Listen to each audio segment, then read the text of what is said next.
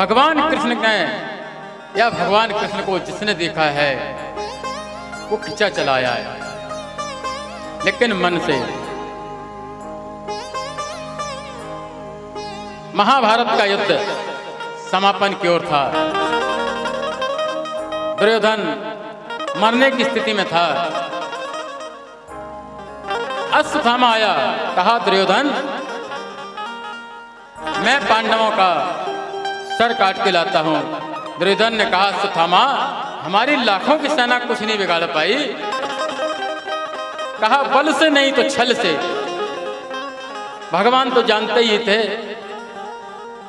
और जब जो है वो गया तो भगवान ने कहा अर्जुन से, पांडवों से, चलो कुछ सत्संग करते हैं। समझना बात को। पांडवों ने कहना मान लिया। बच्चों से कहा, बच्चे बोले मेरा मन सत्संग में नहीं लगा। 5 ने कहना माना तो 5 बच गए, और 5 ने कहना नहीं माना तो रात में उनके सर कट गए। सुबह हुआ, सत्संग करके पांडव भगवान के साथ वापस आए। द्रौपदी ने देखा, द्रौपदी की चीख निकल गई कि जिस मां के 5-5 बेटों के सर कटे हों उस मां की स्थिति क्या होगी। उधर से भगवान आ रहे थे। पांडवों ने देखा, कहा द्रौपदी क्या है, कैसे हुआ। कहा अर्जुन जो आप देख रहे हैं वही मैं देख रहा हूं। बोलो राधे राधे। कहा जो आप देख रहे हैं वही मैं देख रही हूं।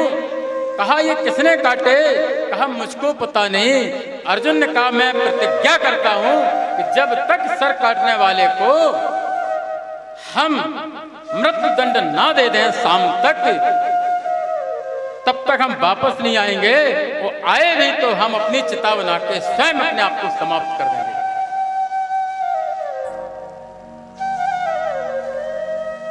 सभी पांडव खड़े हो गए, चीख पड़े, अरे अर्जुन तूने क्या प्रतिज्ञा कर ली। मुझको पता नहीं, कहां ढूंढने जाएंगे, किसको ढूंढेंगे।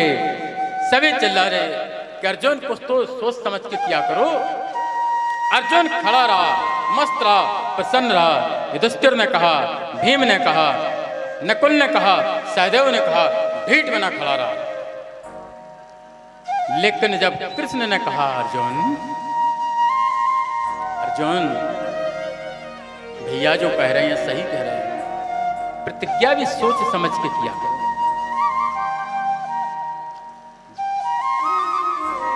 जब भगवान ने ऐसा कहा तो अर्जुन भगवान के चरणों में गिर पड़ा, दहाड़ मार के रोया। ऐसे रोया जैसे कोई छोटा बालक रो रहा है। भगवान ने कहा अर्जुन युधिष्ठिर ने तुमसे कहा तुम बुरा नहीं माने, भीम ने कहा बुरा नहीं माने, नकुल ने कहा बुरा नहीं माने, सहदेव ने कहा बुरा नहीं माने, और हमारी बात का बुरा माने। हमारी बात पे आप रोने लगे। अर्जुन कहता है प्रभु अब रोने के अलावा बचा ही क्या है। अब रोने के अलावा क्या बचा है। मैंने तो प्रतिज्ञा आपके ऊपर की थी, जब आपने ही प्रश्न खड़ा कर दिया तो अब जीवन में रोने के अलावा क्या बचा है। कहा चलो, ये हमें विश्वास सिखाता है, ये मेरा दृढ़ विश्वास होता है।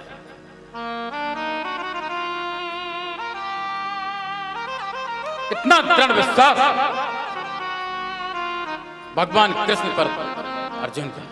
अर्जुन ने कहा अर्जुन चलो। कौन भाग सकता है भगवान से। भगवान अर्जुन को लेकर गए, घसीटते हुए कहा अर्जुन चाहो तो अभी मार दो, चाहो तो अभी मार दो। अर्जुन बोले नहीं, इसको हम द्रौपदी के सामने लेके गए। कहा द्रौपदी कौन सा दंड देना है। द्रौपदी ने घूम के देखा तो वो कांप रहा था। कहा अर्जुन जो हम कहेंगे मारोगे मानोगे? बोले हाँ द्रौपदी मानेंगे। कौन सा दंड दिया जाएगा? बोले मानोगे? बोले मानेंगे। कहा कि मुच्चितामि मुच्चितामि केशव, छोड़ दो छोड़ दो।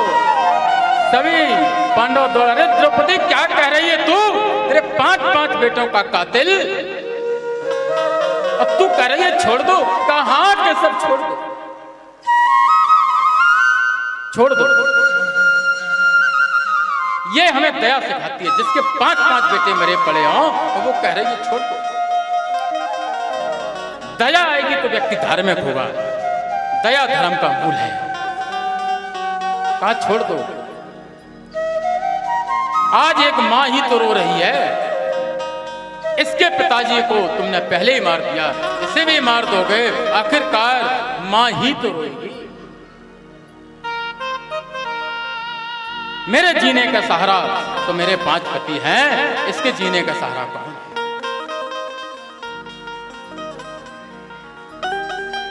पांडवों ने कहा द्रौपदी जरा सोचो, अर्जुन को चिता बनानी पड़ेगी। कहा वो मैं कुछ नहीं जानती, इसका फैसला तो गोविंद ही करेंगे।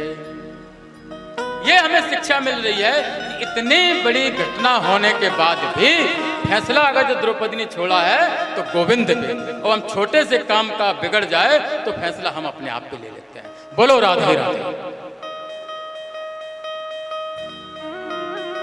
कहा इसका फैसला तो गोविंद ही करेंगे। गोविंद ने द्रौपदी को हृदय से लगा, कहा देवी आप दया धर्म की भूत। कहा अर्जुन इसके सर से मणि निकाल लो और इसको छोड़ दो।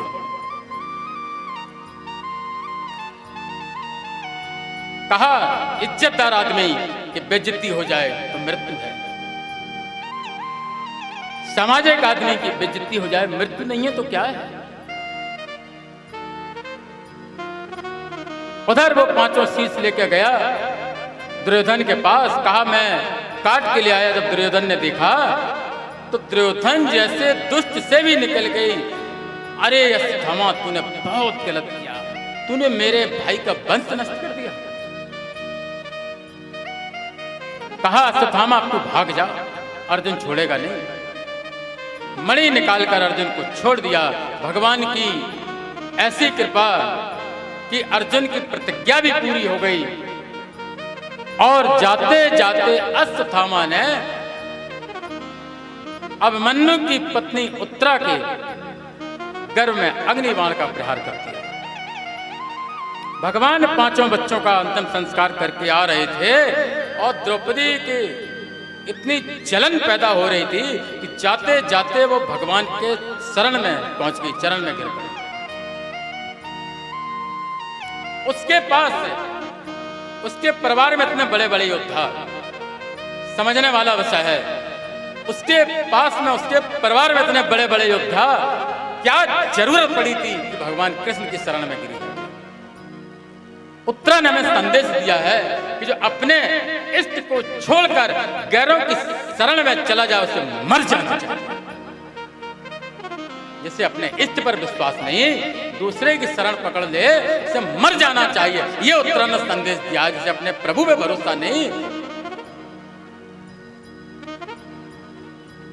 भगवान ने तुरंत समझ गए, अंगूठे जैसा रूप लिया, उत्तरा के घर में गए और 9 महीने तक रक्षा की।